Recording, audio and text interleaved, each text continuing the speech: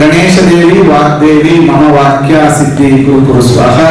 ओम नमो भगवती चामुंडेश्वरी मलयाळ स्वरूपिणी सर्वसिद्धिकारिणी सत्यं बोले स्वाहा।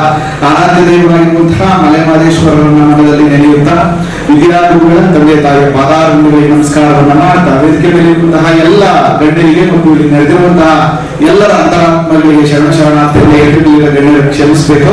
ಆಕ್ಚುಲಿ ಇವತ್ತು ಮೇಡಮ್ ಉದ್ಘಾಟನೆ ಮಾಡ್ತಾ ಇರೋದು ಅಂಬೇಗಲ್ ಮೇಡಮ್ ಇವತ್ತು ನನ್ನ ಪ್ರೀತಿಯ ಮುಖ್ಯ ಅತಿಥಿಗಳು।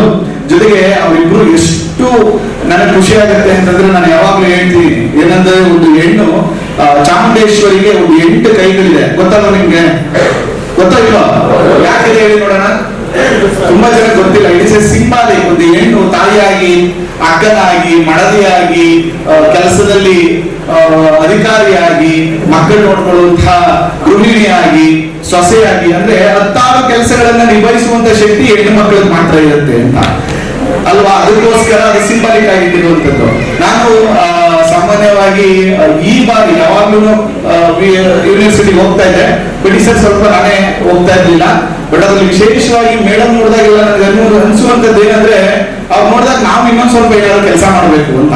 ಅವ್ರು ಹೋದ್ರೆ ಯಾವಾಗ್ಲೂ 4-5 ಒಂದು ಮೀಟಿಂಗ್ ಮಾಡ್ತಿರ್ತಾರೆ, ಏನೋ ಒಂದು ಕೆಲಸ ಹೇಳ್ತಿರ್ತಾರೆ। ಅವ್ರ ಜೊತೆ ನಾವು ಮೀಟಿಂಗ್ ಹೋದಾಗೆಲ್ಲ ಅದನ್ನ ಮಾಡ್ಬೇಕು ಇದನ್ನ ಮಾಡ್ಬೇಕು, ಯಂಗ್ಸ್ಟರ್ಸ್ ಗಳು ಎಲ್ಲಿ ಕಲಿಸ್ಬೇಕು, ಮೆಡಿಕಲ್ ಅಸ್ಟ್ರಾಲಜಿನ ಹೆಚ್ಚು ತಿಳಿಸ್ಬೇಕು, ಈ ತರ ಯಾವಾಗ್ಲೂ ತುಂಬಾ ಆಕ್ಟಿವ್ ಆಗಿರ್ತಾರೆ। ನಾನು ಒಂದ್ 2-3 ಸರಿ ಭೇಟಿ ಮಾಡಿದ್ದೆ, ಅವ್ರನ್ನ ನಾನು ಭೇಟಿ ಮಾಡಕ್ ಆಗ್ಲಿಲ್ಲ। ಅದಾದ್ಮೇಲೆ ಗಿರೀಶ್ ಭಟ್ ಸರ್ ನಮ್ಮ ಜ್ಯೋತಿಷದ ವಿಭಾಗೀಯ ಮುಖ್ಯಸ್ಥರವರು ಎಲ್ಲಾನು ನಮ್ಗೆ ಬಹಳ ಗೈಡ್ ಮಾಡ್ತಿರ್ತಾರೆ। ನಮಸ್ಕಾರ, 110ನೇ ಜ್ಯೋತಿಷ ವರ್ಕ್ಶಾಪ್ ಮಾಡ್ತಿದ್ದೀರಾ? ಯಾವಾಗ ಶುರುವಾಯಿತು ಇದು? ಶ್ರೀ ಗುರುಭ್ಯೋ ನಮಃ. ಶ್ರೀ ಮಾಯಕಾರ ಗುರುಕುಲ 2012ರಲ್ಲಿ ಶುರುವಾಯಿತು।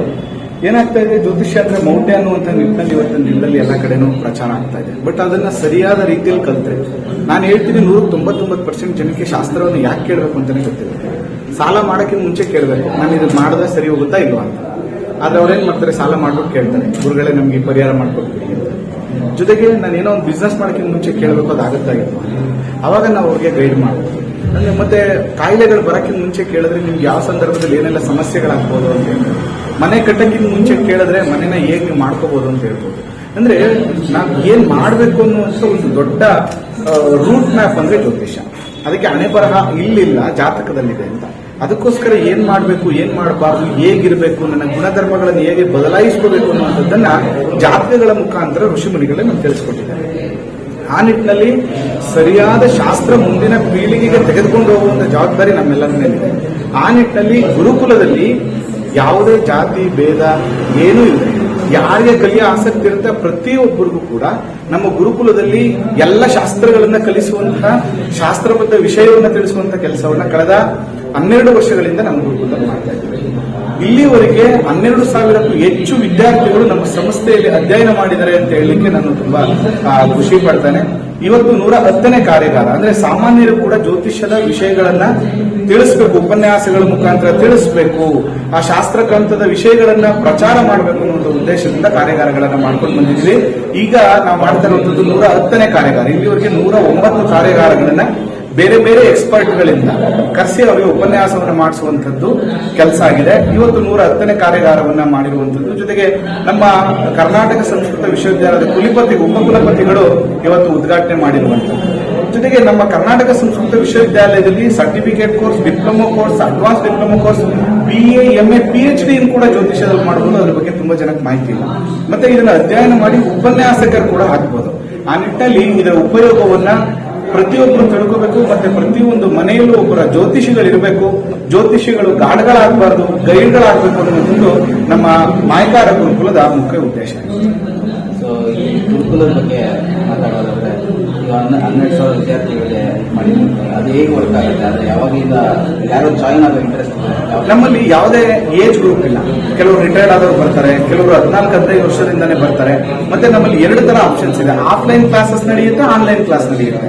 ಆಫ್ಲೈನ್ ಬರದೇ ಇರೋರು ಆನ್ಲೈನ್ ಬರ್ಬೋದು, ಆನ್ಲೈನ್ ಬರಕ್ಕಾಗಲ್ಲ ನಾವು ಇದು ಕಲಿತೀವಿ ಅನ್ನೋರು ಆಫ್ಲೈನ್ ಬರ್ಬೋದು। ಆ ನಿಟ್ಟಿನಲ್ಲಿ ಎಲ್ಲಾ ತರದ ಸರ್ವಿಸ್ ಅನ್ನ ಕೂಡ ನಾವು ಕಲಿಸ್ಕೊಡ್ತೀವಿ, ಮತ್ತೆ ತುಂಬಾ ಫ್ರೆಂಡ್ಲಿ ಆಗಿರುತ್ತೆ ಇಲ್ಲಿ, ಮತ್ತು ಮೂಲ ಗ್ರಂಥಗಳ ಮೂಲಕ ಶಾಸ್ತ್ರವನ್ನ ಕಲಿಸುವಂತದ್ದನ್ನ ನಮ್ಮ ಗುರುಕುಲದಲ್ಲಿ ಮಾಡ್ತೀವಿ। ವರ್ಕ್ಶಾಪ್ಗಳ ಬಗ್ಗೆ ಅವರಿಗೆ ಜನಸಾಮಾನ್ಯರಿಗೆ ಹೇಗೆ ಹೇಳ್ಬೋದು? ಇಲ್ಲ, ನಮ್ಮ ಏನಾಗುತ್ತೆ ಇವತ್ತಿನ ಸಾಮಾಜಿಕ ತಾಣಗಳು ತುಂಬಾ ಸ್ಟ್ರಾಂಗ್ ಆಗಿದೆ. ಜೊತೆಗೆ ಇದನ್ನ ಕಲಿಯುವಂತವ್ರ ಸಂಖ್ಯೆ ಕೂಡ ತುಂಬಾ ಜಾಸ್ತಿ ಇದೆ. ಅದರಿಂದ ನಾವು ಈ ತರದ ಕಾರ್ಯಾಗಾರಗಳನ್ನ ಮಾಡ್ತೀವಿ ಅಂದ್ರೆ ಈಗ ನೋಡಿದ್ರೆ ನೀವೇ 200ಕ್ಕೂ ಹೆಚ್ಚು ಸ್ಟೂಡೆಂಟ್ಸ್ ಗಳಾಗಿರ್ಬೋದು, ಕಲಿಯೋ ಆಸಕ್ತಿ ಇರೋರು ಬಂದಿದ್ದಾರೆ. ನಾವು ಲಿಮಿಟ್ ಆಗಿ ಮಾಡ್ತೀವಿ. ಕೆಲವು ಟೈಮ್ ಕಾನ್ಫರೆನ್ಸ್ ಮಾಡಿದಾಗ 1000-2000 ಜನ ಎಲ್ಲ ಸೇರ್ತಾರೆ. ಆ ನಿಟ್ಟಿನಲ್ಲಿ ಇದನ್ನ ಮಾಡೋದ್ರಿಂದ ಏನಾಗುತ್ತೆ, ಸರಿಯಾದ ಮಾಹಿತಿ ಜನರಿಗೆ ತಿಳಿಯುತ್ತೆ. ಜೊತೆಗೆ ಮೌಢ್ಯಾಚರಣೆಗಳನ್ನ ಮಾಡುವಂಥದ್ದನ್ನ ತಪ್ಪುತ್ತೆ. ಜೊತೆಗೆ ಯಾವ ಸಂದರ್ಭದಲ್ಲಿ ಬಳಸ್ಕೋಬೇಕು ಅನ್ನುವಂಥದ್ದು ಗೊತ್ತಾಗುತ್ತೆ. ಇದಕ್ಕೆ ಜಾಯಿನ್ ಆಗಬೇಕು ಅಂತಂದ್ರೆ ಯಾವುದೇ ಏಜ್ ಇಲ್ಲ. ಅವರು 10th ಆಗಿರ್ಬೋದು, PUC ಆಗಿರ್ಬೋದು, ಡಿಗ್ರಿ ಆಗಿರ್ಬೋದು, ಯಾರು ಬೇಕಾದ್ರೂ ಇದನ್ನ ಬಂದು ಕಲಿತಾರೆ. Thank you.